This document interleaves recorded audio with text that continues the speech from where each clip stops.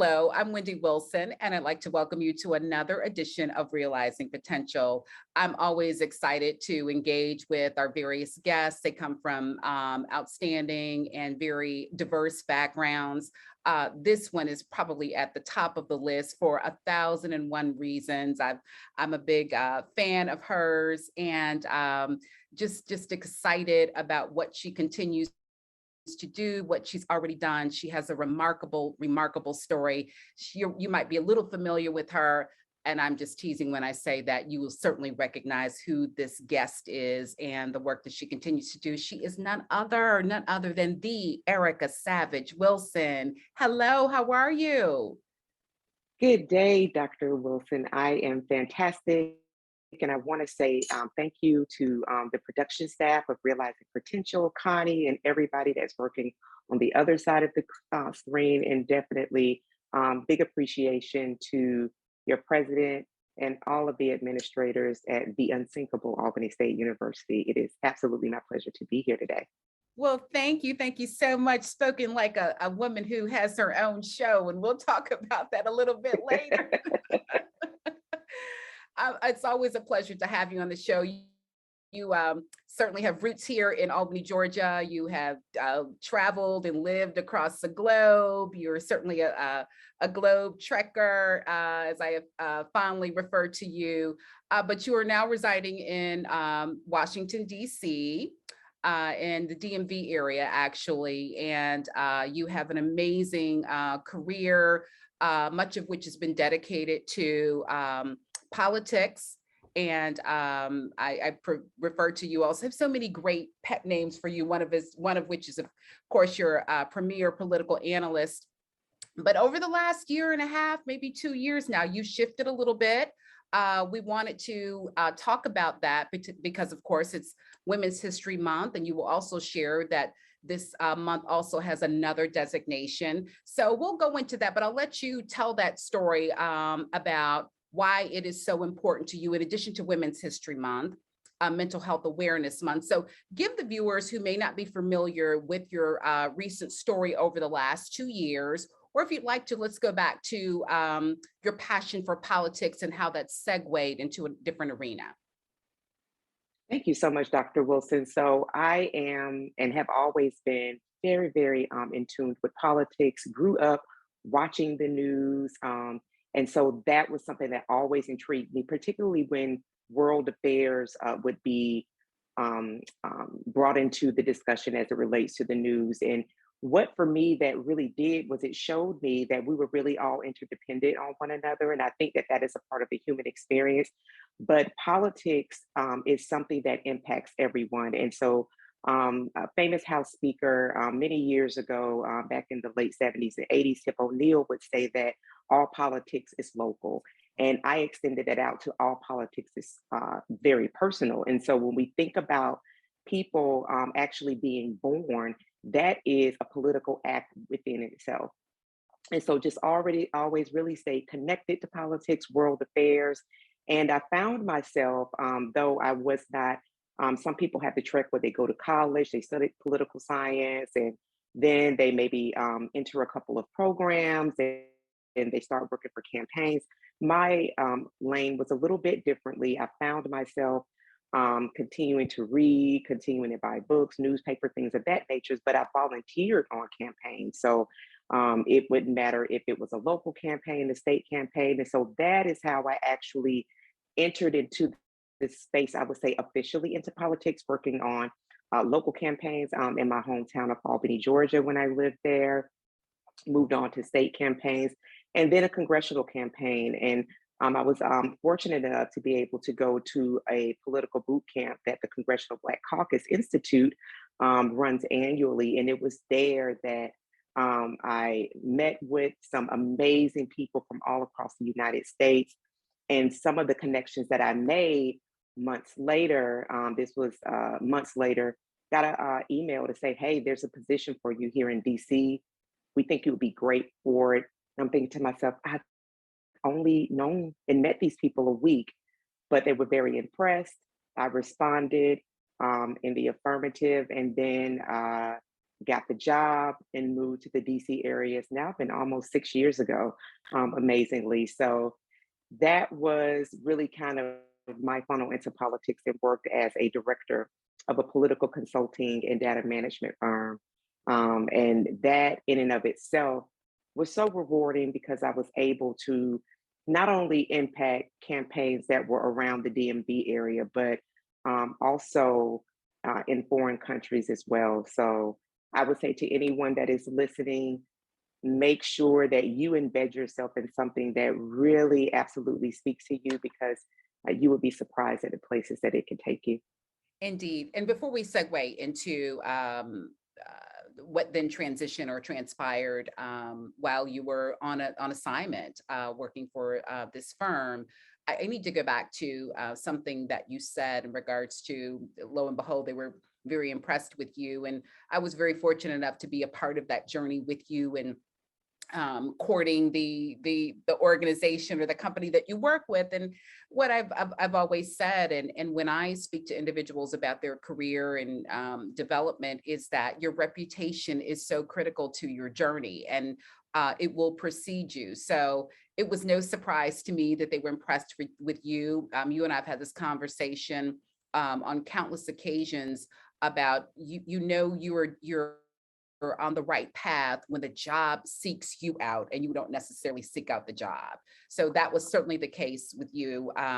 You had immersed yourself in the development and acquiring knowledge as it relates to being an active and influential leader in the world of politics.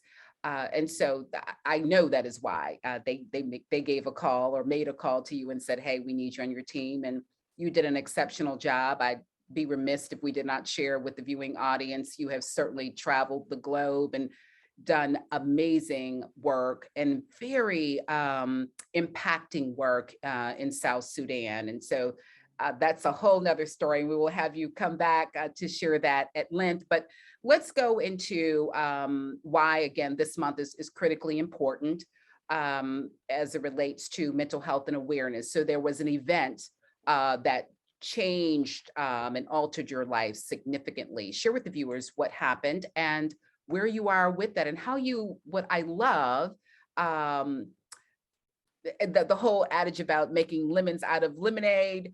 You certainly did that beautifully. So I could go on bragging about you. So you tell the story. Sure, Dr. Wilson. And you mentioned the travel to South Sudan, and so I traveled to South Sudan. So it had been a whirlwind type of last few years. So 2019, traveled to South Sudan as an emissary, and was very fortunate to do work there. I was in Uganda as well. So that was 2019, and then 2020 we had the all too important general election. So our firm was very active in the general election. And right after that, or while that was happening, my home state, both of where we both live at the time, uh, Georgia was on the map as well. Two very important senatorial elections. So our firm was very much so embedded in that work as well. So 2019, 2020, just very, very active years. 2018, that was midterm. So it was a very, very active 2018, 2019, 2020. And we were also doing work around COVID-19 to ensure that communities that did not have access to the vaccine, they did. If they didn't, then why be a part of that as well? So very active in that those years. So in March of 2021, I was actually about to get back on the road after Georgia showed up and showed out. I was getting back on the road to do our COVID-19 work, headed to Georgia. And while I was traveling for work, about 11 o'clock in the morning, I had an 18-wheel truck that hit my car twice while traveling on I-20. Um, it was that was just startling because number one, it's a Monday morning, it's 11 o'clock in the morning, and I'm traveling for work, not even thinking about something, an event like that happening. What came of that event is that just moving forward is that I was diagnosed with having a traumatic brain injury. I sustained a number of injuries to include my shoulder, my arm, my leg, and my feet on the left side of my body. And also, there was an invitation, as I have said, to several other unseen injuries, anxiety, insomnia, lots of dizziness, things of that nature. And so, as my brain, I had a brain injury practitioner that said to my family, essentially that this high functioning executive that you once knew is essentially a toddler. So to say that, to say you really have to treat her with white gloves, so to speak. And so, as you well know, it was pretty traumatic, not just for myself, but for all family and friends that love me because my speech, I developed speech issues. And I entered into a program, which I am still in. It's a polytrauma program that provides a suite of services. So everything from physical therapy, occupational therapy, speech pathology, a traumatic brain injury doctor, acupuncturist, um, driver rehabilitation, home health care, which I am still actively receiving, and mental health. And the mental health piece is critically important because with my mental health, I have those services with a neuropsychologist and a therapist weekly. And then those services are overseen by my psychiatrist. Those things are very important because when we're talking about the brain really does power everything in our body. And so that is all important to know because this month is Brain Injury Awareness Month. And Brain Injury Awareness Month is something that I didn't know about before, but it's so very important because what it allows for me and folks that are like me to do is to really share with everyone the importance of brain health and unseen injuries. And so, particularly as we are continuing to traverse through a pandemic where anxiety, insomnia, and stressors have really spiked during this time, it is also a way to let people know that though you may not have a diagnosis, that you're seen. And so these are some ways that you can create an environment of wellness without being perhaps diagnosed as myself and many others have been. Thank you so much. Mm,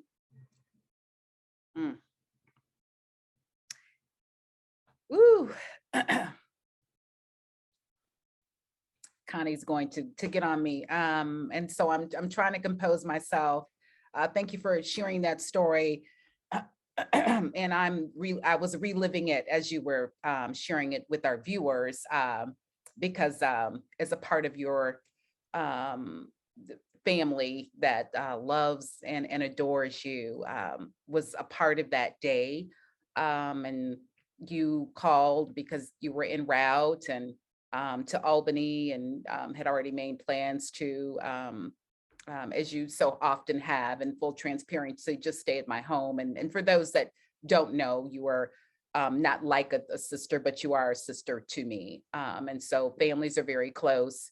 And so I will never forget that day. And then your mom reaching out and saying that you had been in the accident, and then you calling later on and sharing, the stages that you went through in the hospital, not getting the proper care that you deserved that day. And so a lot has happened in that time period. Thank you for sharing uh, the piece about the impact that it had on your loved ones, because again, this extremely high functioning executive who would be on phone calls in the middle of the night with Israel, taking meetings on a very regular basis, had to make a major shift, and that took a huge toll not only on you, but again, as I shared, on loved ones, and not to minimize the direct impact that it had on you as an individual. As you have said on so many occasions in just interviews nationally, is that you had to grieve the loss of the former Erica. I've never shared with you, that was always difficult for me to hear you say that. because what we know, or what we so often experience or observe, is that challenges with mental health or brain injuries or injuries to the body are not always visible. And so you, of course, the same amazing, beautiful, intelligent woman that sits before me and the viewers. But then there were just some times where I would note some differences, and I said, that's exactly what I see. I see what she means now. So it has been a Sure. lot. As I started off just saying that, always have been a huge fan and great admiration for you on so many different levels. And just always honored to honor you, and particularly in Women's History Month, because you epitomize all that an amazing woman is. But you have gone through a lot, but you are still standing. And so what I love most now, adding to the list of reasons why I love and adore Erica Savage Wilson, is you said, my life still continues on. It's shifted. We're doing some things differently now.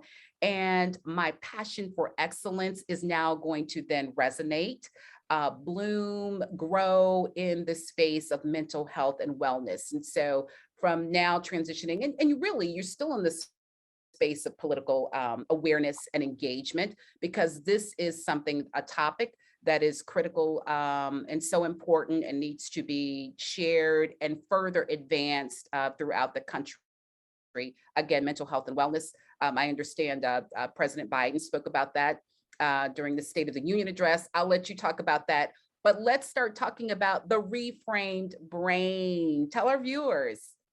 Sure, and would love to get into that. And I want to pause here and I want to say to the audience and to you, Dr. Wilson, how much I honor you. I moved through the story a bit quickly because I understand the impact of really getting into the story has on the people that were walked with me through this. And so I don't minimize how integral you have been. Dr. Wilson has, been here to care for me during that time. So she saw me in a very fragile state.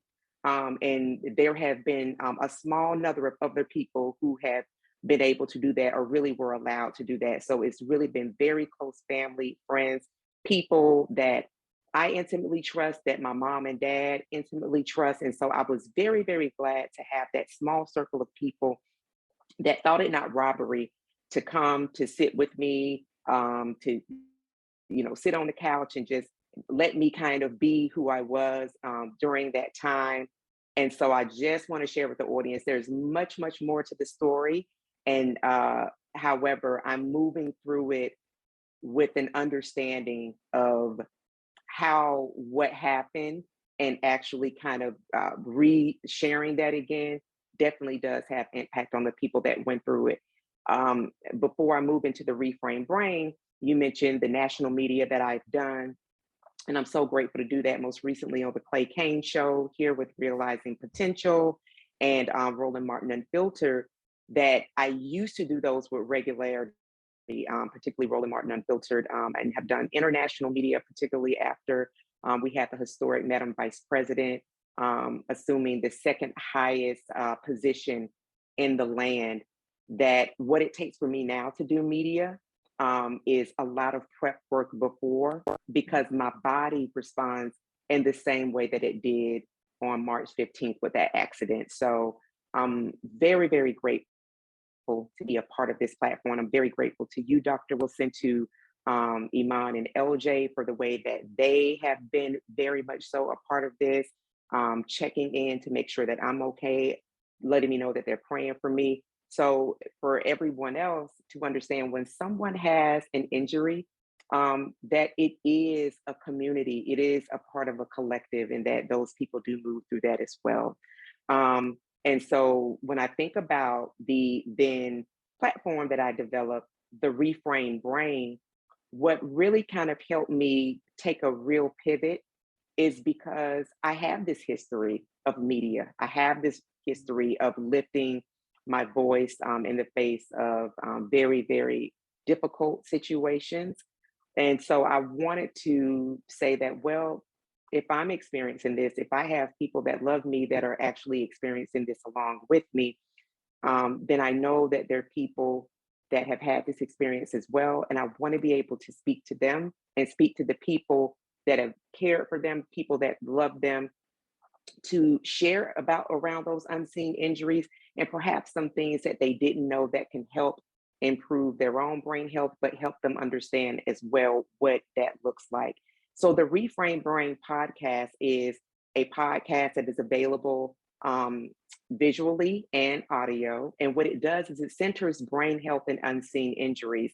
It envelops all of us because, as I said earlier, all of us have experienced the pandemic. So, as I said about the podcast on Twitter, if you have been in the pandemic, then this podcast is for you. And what it sheds a light on is that a lot of what we experience, even through social media, what we experience on a day to day basis in our job spaces, in our home lives, actually impacts our entire body, particularly our immune system. And so, when unbeknownst to us, because we cannot see this, when we don't get good sleep, when we're in toxic environments at work, when we're in toxic environments outside of work, that really does impact our immune system. Our brain, we have two major parts of our brain. That's the old reptilian brain, and then there's the new brain. That old reptilian brain is where the amygdala, which is like a little pea size, it's really, really small, and that's where fight or flight lives. So that's the kind of, if you see a saber-toothed tiger, you don't go run up and you don't walk up and pet it, you run the other way. That's the old reptilian brain. The new brain, where your executive functioning is housed, the frontal lobe, that is where logic, reasoning, processing takes place. That part of my brain, the root system was damaged. And so everything that I moved out of was from fight or flight. We can't live in fight or flight all the time. We need to be able to process. And so, if we're in environments that don't allow for that, where it's kind of fight or flight all of the time, that impacts our immune system. So, understanding that I do have a brain injury, but there are also people that are dealing with a lot of anxiety, that are not sleeping well because they're thinking about work tomorrow, they're thinking about the kids, that there are people that are moving through a lot of stressors and worrying, depression. For some people, it's seasonal. That I, because of all of the suite of services that I have received, I have a more intimate, experience driven, and very honest understanding of what it takes for the brain to function at its optimal level. So, this is me saying I want to share that, and I want to share that on a wider level. I want to share things that people may not have otherwise thought about, like blueberries are really great for brain function and improving memory. So, thinking about how often maybe we're at the grocery store and maybe passing over a pint of blueberries, get that pint of blueberries, clean them up really good, and keep them in the fridge so you can pop some in throughout the day, understanding that no, no, no, no. Before we go to bed, it's really best that we have the television off. And there's some soundscapes that different streaming services offer so that there's not that blue screen that's emitting, and that we're getting really proper rest so that we're not opening ourselves to possible dementia and Alzheimer's, of which Black and African Americans overrepresent for. So the reframed brain is a really renewed perspective. And that is something that I have gained in moving through this brain injury. Outstanding. Let's take a break for just a moment, and then we'll come back. I'd like for you to share about upcoming opportunities that are related to Reframe Brain, some of the guests that you've had already, what that portfolio looks like, and how people can connect with you. Okay? Okay. Viewers, will be right back. Hey! Hey, Where are you all headed? today's the day for our second COVID vaccine shot. We want to be ready for back to school. I was kind of waiting. I wasn't sure how it would impact my child. How are you doing? How did you feel after your first shot? Well, my arm was a little sore, like Dad's, but other than that, I'm fine. I just hope all my friends get vaccinated so we can hang out again. I know the information about the virus keeps changing, but I know my children are safe or vaccinated. The vaccines have been rigorously researched and tested and can protect us from getting infected. All right, Mom, so when are we gonna get vaccinated? Let's get registered when we go to the grocery store today. I've seen the COVID vaccine signs at the pharmacy. That's great. So, are you getting excited about starting college in the fall? Yes, ma'am. Call your local pharmacy, health department, or medical center for information on how to schedule your vaccination. This message is brought to you by the Albany State University Quad COVID Initiative. Let's get back to normal. Plan your vaccine today. Call your local pharmacy, health department, or medical center for information on how to schedule. Together, we can quash COVID, but it takes everyone's help. This message is brought to you by Albany State University and the Albany State University Quash COVID Initiative. Albany State University, excellence is the standard. Viewers, thank you so much for returning to Realizing Potential. Of course, I'm Wendy Wilson, and here with the outstanding, amazing, there are so many descriptive words for her, Erica Savage Wilson, and she's talking about the change in her life over the last 2 years, dramatic change, but she is a champion in every sense of the word. And I see her name has changed, brain injury champion. She is oh my goodness. Anyway, I won't continue to belabor the moment with all of the reasons why I absolutely adore her. But we're talking about her shift from politics, if you will, in the traditional sense. And she's kind of narrowed that focus of politics. And now in the space of mental health and wellness, she has an exemplary podcast called The Reframe Brain. There's some other aspects of that that business that she now has, and she's still on a very international platform. We were just talking about her diagnosis, how she's been navigating with that, and how she is representing those individuals who also have suffered from brain injuries and how they are then navigating that space.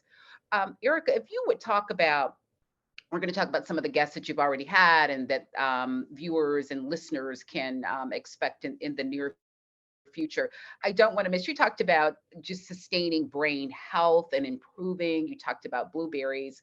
We have a shared love of plants. And will you share with the viewers, I read something the other day about, and I had always, it certainly has had this impact on my life. They're very, just the environment itself, when you have plants within, it helps with the whole oxygen levels, and it's just a very calming and serene process. But then I was reading that there has been actually some studies to show that it helps with those who are suffering from depression. So talk about how plants have improved your life, and they are integral, a part of your life at this point.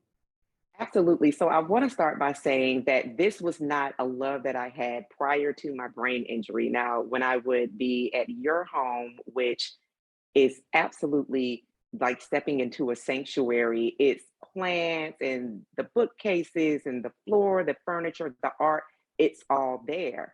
So outside of being in the company of plants at your home or anyone else's home that had plants, it really wasn't my thing. As a matter of fact, one of the joking things that I talk about is that I actually, in the office that I worked in, I had a lovely, lovely pair of silk tulips and never had to water them, and they were always alive. And so that was kind of my relationship with flowers or plants. But as probably a month after the accident, I really, really felt a real desire to have something that was living. And I made the request to say, hey, if you're going to send me anything, to send me plants. And I'm very proud to say that there's a lovely spider plant. If viewers can see that it's above me. It's one of the first plants I received. Dr. Wilson sent that plant. And so it is doing fantastic. But to talk about plants and what they do, particularly you talked about around depression, I share with people that this is to my left, to your right, this lovely Sansevieria, which is also known as a snake plant. Her name is Cleopatra. And then to my right, to you all's left, this is my birds of paradise. Her name is Birdie. I keep them beside me because they give me a feeling of safety. And if at any time I feel overwhelmed, I can just take my hands and slip it into the soil. What that does for us is that grounds us. There's something, a grounding technique that if we're able to, if we have a yard or we have some grass nearby, we take our shoes, take our socks off, and we put our feet, it grounds us with the earth. It is something that is very powerful, something that can bring a real sense of calm. And it was something that was practiced with me very early on through my physical therapy care. And I found it to be very useful. So even in the house, we have wood flooring. If I feel overwhelming, I'll slip off my socks and I will ground myself to the earth. But as it relates to the plants are very, very helpful in it, the grounding technique as well. And they're also very beautiful to look at, particularly sansevierias. They're very easy to take care of. They're called plants of steel, but they do, as you spoke about just earlier, Dr. Wilson, they do provide oxygen. And so as we sleep at night, there's also this cleaning that happens.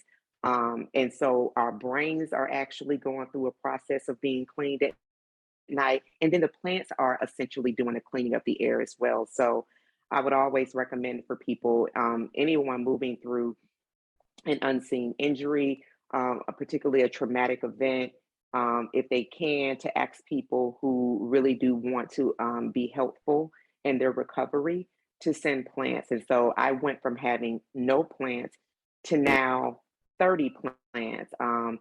And two of which, all of them that I love so much, and they have really, they brought me joy and they continue to bring healing. Yes, yes. Really, it is an addictive collection that one can start. And then when Yes, they start, indeed. yeah, they start taking over, and but you just can't part ways with them, and they really do become a. I would liken plants, and oh my goodness, I hope we don't get any people who are like, no, that's not a fair comparison. And I would have to say that my affinity for them, is comparable to those who have pets. You look at them, you hear people, the pet people out there, and oh, and I feel same way about my plants, For as sure. well. They're living. Yeah, yeah.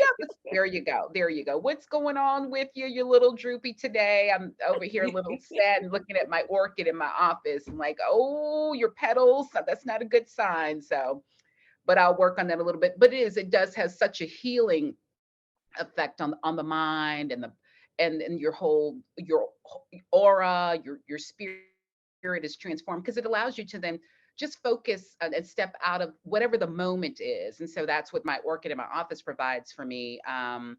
Just Yeah. to kind of step away from the mayhem that might be going on, because that's in every workplace and reflective of what's going on in the greater society too.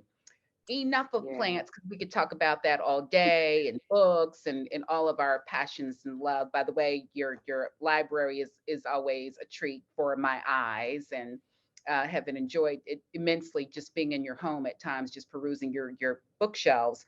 But I want to go back to the reframe brain, what we can expect from it. You've already had some amazing guests, and you've been on some amazing shows, very recently to discuss the growth process, what your plans for it, and the impact and the target audience. So share a little bit about that. Absolutely. It's I'm very excited about the guests that we have coming up for March the 7th. So I was very intentional with the way the podcast airs. It's the first and third Monday of every month. Okay. It's on a Monday specifically because when people think about Mondays, it's like, oh, having to go back to work, having a case of the Mondays, here we go. But I actually love Mondays. To Mondays for me, breathe. It's a breath of fresh air. It's a fresh start, new opportunities. That's the way in Mhm. which I think of Monday. So I really wanted to kind of impact people to say, hey, there's something to look forward to, a renewed perspective, which is the Reframe Brain podcast. So this Monday, Monday, March 7th, will be Dr. Nanette Spencer. Dr. Nanette Spencer is an alumni of Albany State University. She had she has a brain injury. She was in a horrible accident when she was 16 years old. And she'll share a little bit about that, but was in the Ronald McDonald House for a period of time, and talk about some of the things that she moved through. What is most impressive about her story is how, not only how she talks about it, but looking at this young woman and knowing that who you're talking to is a person who did sustain a brain injury. You're talking to Dr. Nanette Spencer. She has her doctorate in nursing. So she walks us through the accommodations, some of the things she said no to, what she said yes to, primarily being yes to herself. And I'm really excited for people to hear that. And I think that it is really excellent that during Brain Injury Awareness Month, that she will be gracing us with her testimony. So she will be coming up March 7th.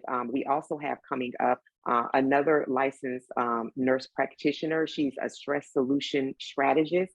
She was a clinical scientist and actually came back to practice during the pandemic and saw that a lot of people within her particular discipline were burning out at an incredible rate. She talks about that I believe it's over 500,000, 500,000 nurses have resigned, retired, or just said they don't want anything else to do with the profession since 2020. She's also going to talk to the audience a little bit more about not only how the pandemic has impacted nurses, the crisis that we already had going into the pandemic around nurses, but the alarming number of nurses that have died by suicide since 2020 as a result of the pandemic, and what that looks like a day kind of walking in the shoes of a nurse. So she's really, really amazing. Happy to have her.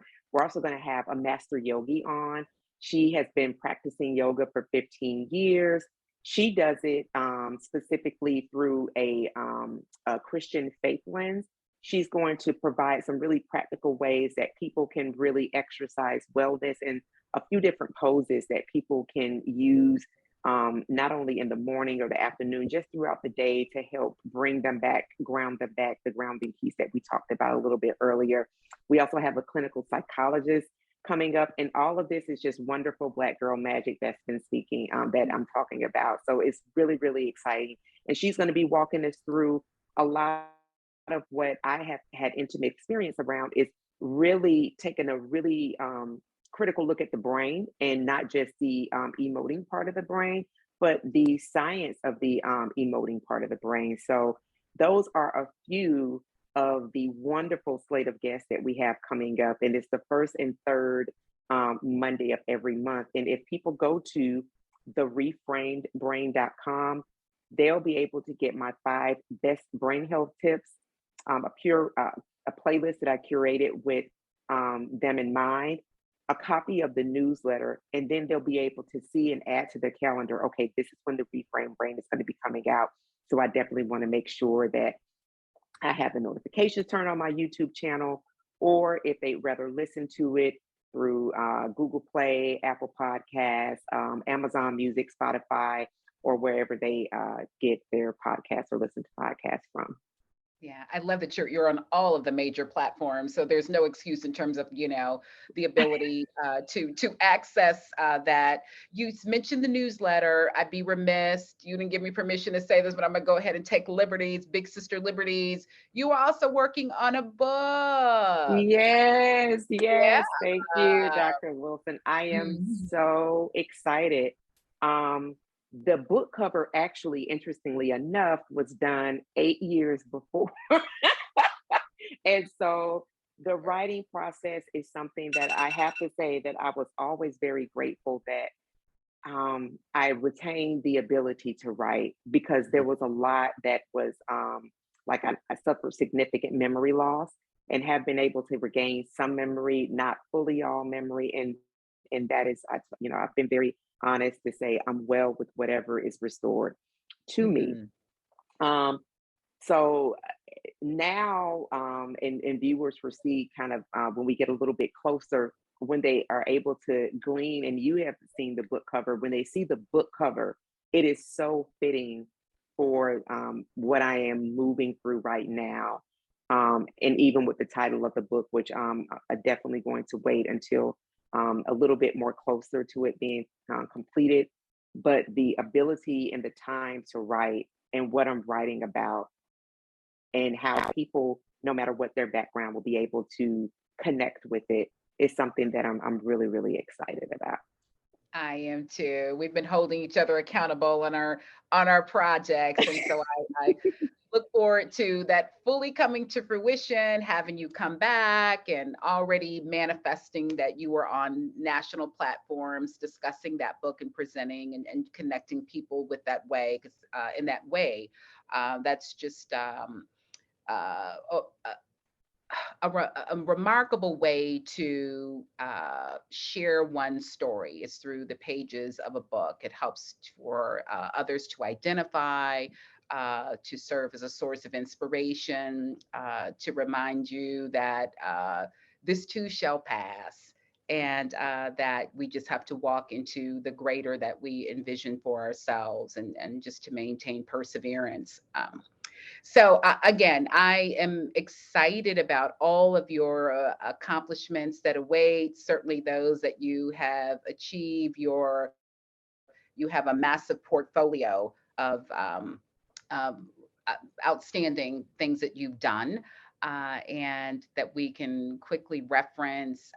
So thankful for film and video and documents so that we can again connect with you and learn so much about you. You are, and I know like is she going to brag about her the whole rest of the show? And we're going to get ready to wrap up, but. You were such an outstanding example of, I just used the word perseverance. And you and I have discussed some very difficult days. We all have them. You certainly have had yours. If I could change any of it, I would selfishly want to change it for you. But that is not what the creator and the universe had in mind. But you keep moving forward. And I don't know that I've said this to you, certainly better. I never could envision that, but better than you were, because you are so much more representative of all that is beautiful and an example of intelligence and dedication in the world. I could go on and on. You're a lovely, lovely parent, certainly to my children and to, yeah, we tease each other about how we were just really surrogates for one another's children. And and so that amazing young man that you brought into the world on my behalf, I thank you, is now a member of the United States Army and doing just oh so well. I love Jordan to pieces. And again, you give of yourself to so many people. And so I did not realize that we were approaching the anniversary. You said March 13th of 15. 15th, yes, is the day of Yeah. the accident. And so much has happened in just 1 year. I know. So that's on top of a pandemic or pandemics, if you will, because we're dealing with so many crises and certainly those that exist within marginalized communities live them on a daily basis. But again, that's the word that keeps popping up in my mind. Thank you for exempling perseverance and not staying in the moment and being held captive by that moment. I am super excited. I say this to you all the time about what your future looks like and what awaits. So, thank you for now representing an entirely different demographic of people that are challenged at times or ongoing with mental health and wellness. But let me rephrase that. That's all of us these days, isn't it? Aren't we all? It really is. It was discussed in the State of Union address. It is really staggering the number of people that are moving through. There was the American Medical Association created a whole nother term, coronasomnia, and that is the disruption of sleep due to the pandemic. I mean, it really is. And that is why a renewed perspective, that is why the Reframe Brain podcast actually does exist, and really, as I said before, envelops all of us, because these unseen injuries, the anxiety, the stressors, the insomnia, whether or not a person has a diagnosis, it has touched each and every one of us to some degree. And so understanding how we can respond to that in another way, and that we ourselves can become an environment of healing. We do that in very intimate ways. And so the Reframe Brain podcast really does seek, and it is our mission to really embed people with those things. And for more than anything else, because we cannot um, we can only hold ourselves accountable to the ways with which we respond to things. Would love to have that switch and turn off the pandemic, turn off toxic environments. However, there's something that we can do in and of ourselves, understanding that there are other things that will come to kind of help shift those situations. And so I say to that, we can reframe our brain, and there are ways, there are tools, there are techniques, there are people that work in various spaces, some of which were new to me, that really do specialize in these type of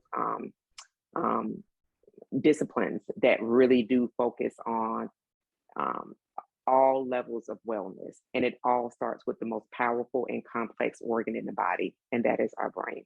We're not Absolutely. machines. We're not machines.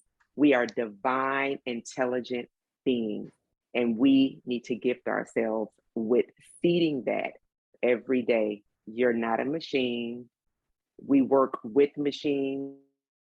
We create machines. We utilize machines, but we are divine, intelligent beings, delicately put together. And so that is what the Reframe Brain exists to make sure that people understand on a daily basis. Be kind to yourself. Be kind to yourself. Thank you so much for saying that. You also reminded me, because this is such a pervasive problem, particularly in communities of color, specifically African American community.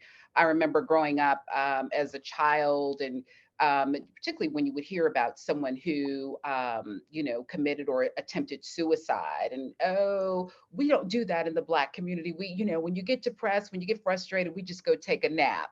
I don't know, I'm older than you are, so I don't know if you ever heard that. And I remember hearing that as a child.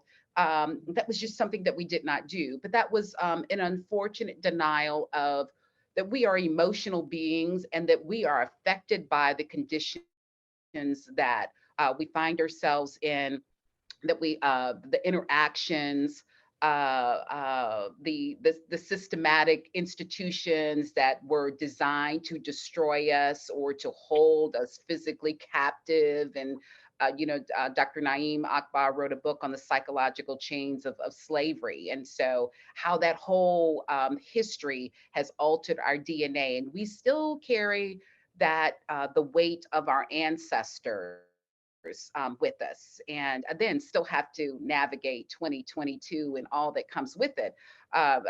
During your earlier conversation or our exchange, I was reminded a couple weeks ago. Unfortunately, a lot of HBCUs, Albany State was certainly one of them. We were under attack and had bomb threats, and we had to, stop instruction. And so we responded to it accordingly. FBI has been involved, and but I share that to say, our administration, our senior leadership team, the president said, of course, we had to convene, and our the instruction piece aside, we had to be concerned about the safety and well-being of our greatest treasure, our students. And in that moment, we were, trying to pivot and make sure that systems were in place and that we were protecting and working with law enforcement. I had a moment and we were drafting communications, and I said, we've got to make sure that we incorporate or remind students, faculty, and staff that they have access to the suite of services under counseling and accessibility. Because on top of the pandemic, on top of, the George Floyd moment, and, when we get in our vehicles, are we going to make it home? All of those things we process and deal with consciously or unconsciously. And so when we had to deal with the bomb threat, I had to raise my hand. I said, we got to make sure that you remind students that these services are available to them, because this is going to be triggering to some people. It was triggering to me. And so my anxiety started, something else to do, to process and to deal with. And so it is absolutely a lot. Having said that, it is important that we are intentional with our care, not only the physical care, but what we ingest, what we take into our minds and our environment, who we engage with. And so, the running joke in our circle, I 8:30, you have a great story. That's that's the bewitching hour for me. I'm just like, oh, I've got to shut it down. And yeah, so loved ones who know that, yeah, I'm headed upstairs, going to the bed. And if I'm out, yeah, I'm looking at the clock. Yeah, it's time for me. I just cannot hang. And people will tell me, did you hear or did you read this in the news? And I have to be very honest. I did not. Mhm. Yeah, I went to sleep watching Columbo or Murder She Wrote. I have to keep it light. I just can't. So intentionality is just so, it's essentially critical these days, to make sure that we have all aspects of a healthy life. Amen. I could not have said it any better than ourselves. And the CDC recommends that we get at least 7 to 9 hours of sleep for those who are 18 years plus. And so, exactly, we want for our brains to go through the diffusion process, which is cleaning all the toxins and things that don't need to be hanging around in our brain. We need Mhm. for our brain to go through that process. And the way it does that is through sleep. So, yeah, getting to bed in between the 10, 11 o'clock hours, the sweet spot. If any time earlier than that is all the better, because that means that we're probably not eating, we're probably not on our phones. So Right. that you 8:30, that all of us know that and have a very clear understanding of 8:30 being the time with which Dr. Wilson has already started dialing it down. That really speaks to how you really do prioritize, and why you're able to execute at the level that you're able to execute. So I say Thank kudos to you, Dr. Wilson. Thank you. Thank you so much. I appreciate that. My children always want to joke, as you know about it, but whatever. I'm like, let's lock it down. Yeah, when they live with me, we're shutting it down. But I could go on, and I don't want Connie Williams to get on me, and we need to get ready to wrap it up. But share with the viewers one last time how they can access the Reframe Brain. You are also doing speaking engagements, and so points of contact if someone wants to reach you to have you come and share your just super story of perseverance, and then transitioning into the next. So give us some points of contact. Thank you, Dr. Wilson. And I want to say I'm really honored. Thank you again to you, Dr. Wilson, to Connie Williams, and all of those folks who make production happen at Albany State University. Thank you again for this opportunity. The Reframed Brain podcast can be found on YouTube.